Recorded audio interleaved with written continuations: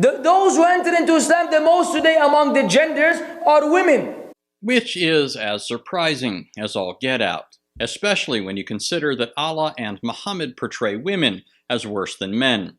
In a number of ahadith, Muhammad reportedly said that women are deficient in intelligence and religion, and that the majority of the dwellers in hellfire are women. Precisely because women are intellectually and spiritually deficient and bent on hell, Allah and Muhammad have laid excessive restrictions and punishments on women beyond those laid on men. For example, because women are intellectually deficient, the Quran teaches that a woman's testimony is only worth half that of a man. And because she's spiritually deficient, prone to disobedience and bent on hell, a husband has the right to beat his wife not only for doing something wrong, but even if he fears that she might be disobedient. This is Minority Report with a vengeance, where precogs are replaced by a husband's suspicions and paranoia.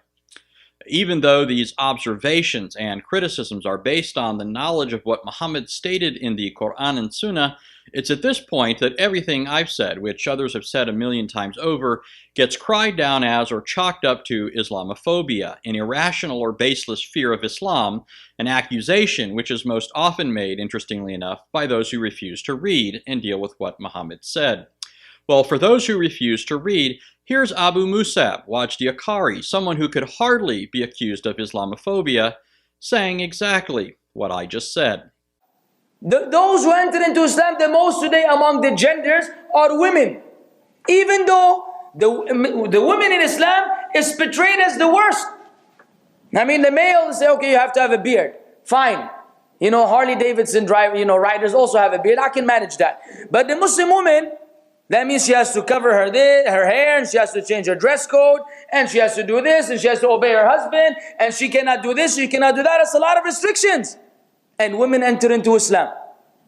While we can certainly appreciate Abu Mussab's refreshing honesty and smart from the fact that his forthright admission gives the lie to those who cry Islamophobia, nevertheless there's a devastating incongruity in what he just said.